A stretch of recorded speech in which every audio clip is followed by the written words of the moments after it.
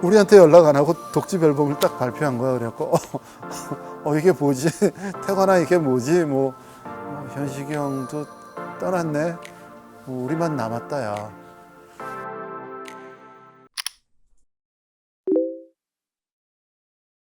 팀 이름도 우리가 같이 짓자 그렇게 해서 어느 날 대천 앞바다로 MT를 갔어요. 그래서 그날 밤새도록 소주 한 잔 기울이면서 음악도 들으면서 이 역사를 만든 밴드의 이름들은 뭐가 있었나 그러면서 핑크 플로이드, 블루 오이스터 컬트 막 별의별 음악을 다 들으면서 우리도 좋은 밴드 이름을 만들어 보자. 멤버들이 다 얘기를 했는데 현식이 형이 다 마음에 안 들어 하는 거예요. 그러다가 이제 동틀 무렵에 막 너무 지쳤어. 그래서 제가 형 그러면은 우리 4명이고 그러니까 형 1집 앨범 노래 타이틀곡 중에서 봄, 여름, 가을, 겨울 있잖아요. 형 그거 하면 어때요? 딱 그랬더니 멤버들이 다 이렇게 취해 있고 막 지쳐 있음에도 불구하고 저를 딱 째려보면서 아니 저놈이 어디서 아부를 딱 그러는 거예요. 분위기 세지는데 현식이 형이 야 그건 너무 좋다 그거 하자 딱 그러는데 바로 정리됐어요. 현식이 형이 저희를 이렇게 모았을 때 야 이거 김현식 3집 아니야. 우리 밴드로 내는 거야. 그리고 나는 밴드의 그냥 보컬일 뿐이야. 그러니까 음악도 다 너희 얘기 듣고 같이 상의해서 할 거고 곡도 너희랑 같이 쓸 거야. 괜찮지? 그럼 할만하지? 그래서 한 거거든요. 실제로 밴드 이름도 우리가 같이 상의해서 정했고 곡도 현식이 형이 야 다들 곡 갖고 와봐. 그래서 일정 비율로 그렇게 앨범 구성도 했고 그렇게 했는데 앨범 자켓 사진 찍으러 갔잖아요. 로케이션이 방배동, 우리가 자주 가던 방배동 뒷골목이에요. 사진 찍는 형님이 골목에 뒤쪽으로 이렇게 가갖고 거기 서봐 딱 그렇게 하고 그 형님이 바닥에 딱 엎드려 갖고 딱 찍는 거예요. 현식아 너 앞으로 나와봐 딱 그러는 거예요. 그랬더니 우리 다 일자로 딱 쓰는데 밴드는 일자로 다 서야 되잖아요. 근데 현식이 형만 앞으로 살짝 보내는 거야.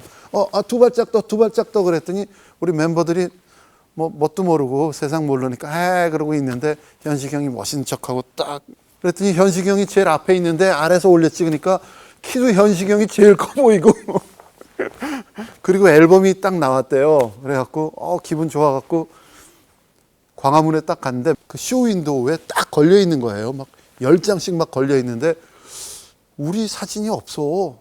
봄, 여름, 가을, 겨울 이름도 없어. 그냥 김현식 3 그렇게 적혀 있는 거예요. 이게 뭐지? 그러고 들어갔더니 우린 그 동아기획 사장님을 김영 사장님을 대장님이라고 불렀는데 대장님이 목소리가 좋으세요. 봄, 여름 사정이 이렇게 됐다. 이해해라. 딱 그러시는 거예요. 너무 멋있는 목소리로 너무 자연스럽게 그렇게 하니까 항의도 못하고 그래도 이렇게 나왔으니까 좋잖아. 그러시는데 밥 먹으러 가자 그러는데 밥 먹으면서도 이게 뭐지? 어쨌거나 그 앨범이 참 잘 됐어요. 앨범 뒷면을 보면 우리 사진 쬐그맣게 있고 현식이 형 제일 잘생기고 키 크게 나온 사진 있고 김현식과 봄, 여름, 가을, 겨울 앞면에는 김현식 3집 그렇게 나온 거죠. 궁금해하시는 분들이 꽤 있는데요.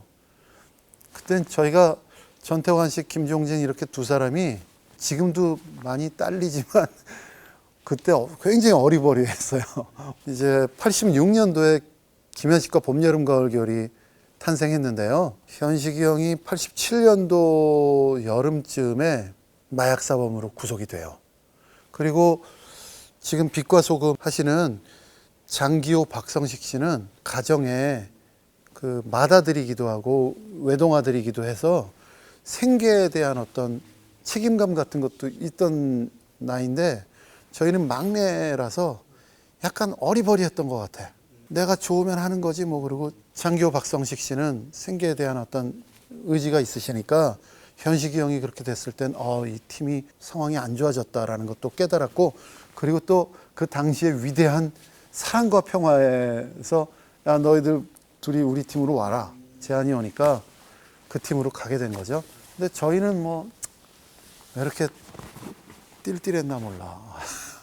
상황 판단 못하고 현식이 형 깜빵에서 오면 우리랑 다시 할 거야. 우리 열심히 연습하고 있자. 뭐 나머지 멤버는 또 현식이 형한테 물어봐서 채우자. 뭐 아니면 뭐 현식이 형 오면 그 형들 다시 올 거야. 뭐 그러고 있는데 현식이 형이 출소했다라는 소문은 들리는데 저희한테 연락이 안 오는 거예요. 그래갖고 알량한 자존심에 언젠가 연락 올 거야. 태관아 뭐 좀만 더 기다려. 뭐 그러면서 라디오에서 현식이 형 4집 앨범이 나왔대요. 우리한테 연락 안 하고 독집 앨범을 딱 발표한 거야. 그래갖고 이게 뭐지? 태관아 이게 뭐지? 뭐 현식이 형도 떠났네. 우리만 남았다 야. 근데 그때까지도 우리는 봄, 여름, 가을, 겨울이라는 생각이었어요. 그 현식이 형이 내 백밴드가 아니라 우리는 하나의 밴드야. 밴드가 뭔지 알잖아요. 그 아프면 바르는 밴드, 상처도 치료해 줄 수 있고 고무줄도 밴드라고 하잖아요. 똘똘 뭉쳐 있는 거야 라고 알려줬기 때문에 현식이 형이 안 와도 언젠가 다시 올 수 있을 거야 라고 생각하고 봄, 여름, 가을, 겨울로 남은 거죠. 가슴 아파. 등 떠밀려서 보컬 했어요.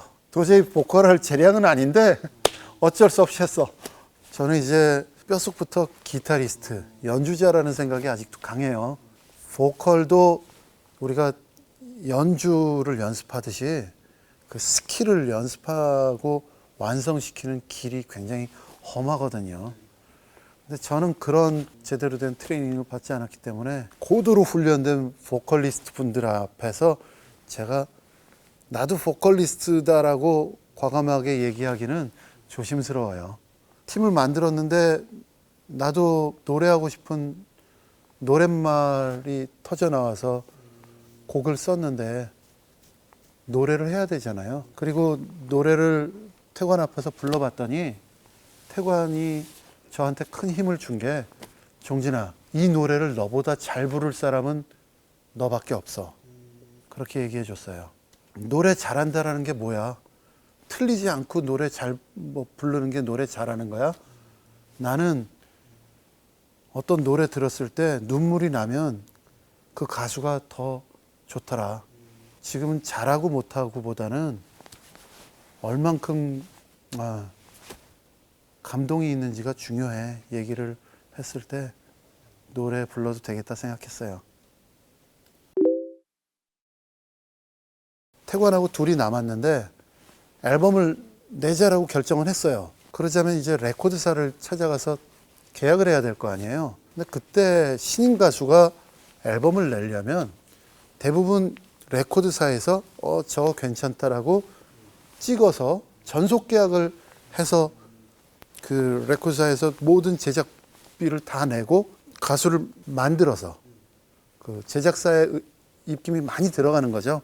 그런데 저희는 그걸 원치를 않았어요. 그냥 앨범 한 장만 내고 망해도 괜찮으니까 우리가 하고 싶은 대로 내자. 우리 음악이 좋다는 걸 믿으니까 터치하지 않는 레코드사를 찾는 게 우선이었는데 그 조건이 바로 우리한테 돈을 주고 우리랑 계약하는 레코드사를 찾는 거였어요. 그리고 그 돈으로 우리는 우리가 하고 싶은 스튜디오, 연주자, 그리고 마음껏 녹음할 수 있고 앨범 자켓도 우리가 우리 돈으로 막 외국 음반처럼 만들고 그런 거였는데 몇 군데를 찾아갔는데 부장님들이 코웃음을 치면서 나중엔 S음반 부장님이 저희한테 진짜 마음을 터놓고 자네들 그렇게 하면 음반 못 내. 너무 좀 건방진 거 아니야? 그 제작자들 입장도 고려를 해야 되지 않나? 제작사가 망하면 자네들이 책임 안 질 거 아니야. 막 그러면서 쓴소리를 하는데 우리 음반 영원히 못 내나 보다 그러는데 동화기획 사장님이 연락이 왔어요. 마지막으로 저희 1,000만 원 안 주면 앨범 안 내요 그랬더니 그래 봄, 여름 다음 주에 돈 준비해 놓을 테니까 계약하자 딱 그러시더라고요. 정말 현찰로 딱 이렇게 딱 꺼내 놓으시는데 와 사장님 진짜 멋있더라고요. 타치 안 한다. 믿는다. 김현식과 봄, 여름, 가을, 겨울 할 때 너희들 봤더니 잘하더라. 엄청 존중해 주셨어요. 음악가들을. 저희는 특별한 활동이 없었어요. 저희 앨범이 88년 6월에 앨범이 나왔는데 방송에서 처음 저희를 이렇게 라디오 게스트로 부르게 된 게 한 10월로 기억이 되는데요.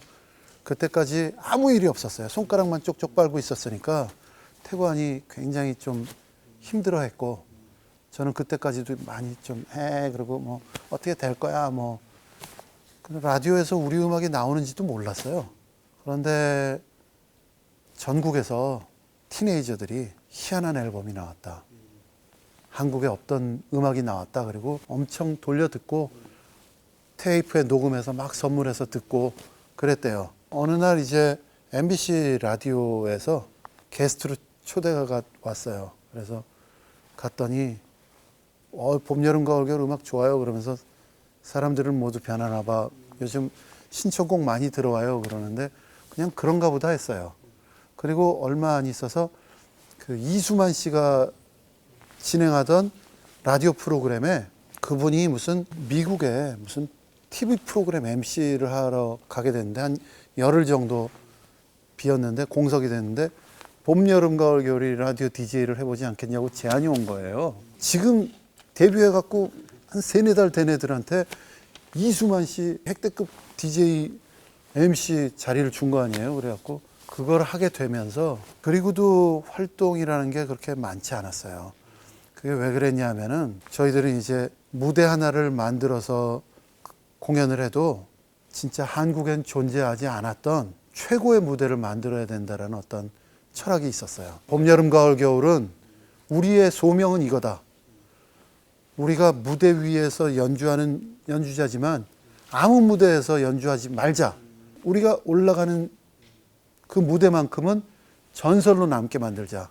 한 번 보면 영원히 잊어버릴 수 없는 무대로 만들자라고 해서 저희 단독 공연은 저희가 데뷔하고도 한 1년 반이 지나서 가능했어요. 최초의 한영애 선배님의 단독 공연이 89년 1월인가 2월에 있었는데 63빌딩 컨벤션 홀에서 있었는데 저희가 게스트로 나가게 됐어요. 한영애 선배님 옷 갈아입는 사이에 두 곡을 할 수 있게 됐는데 연주곡 항상 기뻐하는 사람들을 했죠. 그리고 연주곡이 딱 끝났더니 박수가 와 터지는데 잘했지. 이 정도 박수 받아야지. 딱 목 풀고 다음 곡 하려고 그러는데 박수가 안 끝나는 거예요. 왜들 이러시나. 감사합니다. 감사합니다. 그리고 태관하고 눈 한번 딱 마주치고 너 잘했어. 딱 그렇게 하고 다음 곡 가자 딱 그러는데 다음 곡이 태관이 칫 하고 나가야 되는데 못 나가는 거예요. 박수가 점점 커지는 거야. 정말 한 3분 정도 쉬지 않고 박수가 나오는데 그때 그 먹먹함이라는 거는 지금도 먹먹하네. 그 박수가 있었기 때문에 지금까지 봄, 여름, 가을, 겨울 할 수가 있게 됐어요. 그리고 이제 두 번째 곡 사람들은 모두 변하나 봐를 하는데 사람들은 모두 변하나 봐 그래 나도 변했으니까 하면서 눈을 감고 이렇게 지그시 노래를 부르는데 좀 느낌이 이상한 거예요. 내가 노래를 부르는데 귀가 멍멍해. 하늘에서 막 그런 거 있잖아요. 꿈을 꾸는데 수천 천사가 막 노래를 같이 불러주는 느낌 같은 게 있는 거야. 그래갖고 이게 왜 이렇게 멍멍하지? 정신이 없지? 이게 뭐야? 그러면서 하다가 눈을 살짝 떴는데 한영애 씨 공연을 보러 온 관객 3,000명이 저희 사람들은 모두 변하나 봐 노래를 알고 그 노랫말을 다 외워서 3,000명이 잔잔하게 불러주는 거예요. 그때 그 소름이 쫙 돋으면서 노래를 못 부르겠더라고요. 마이크에서 입을 떼고 그리고 태관을 봤는데 태관이 눈물을 질질 흘리면서 드럼 치고 있더라고요. 어떤 게 메인 카메라입니까? 이 자리를 빌어서 다시 한번 감사드립니다. 여러분 덕에 K-팝이 있어요.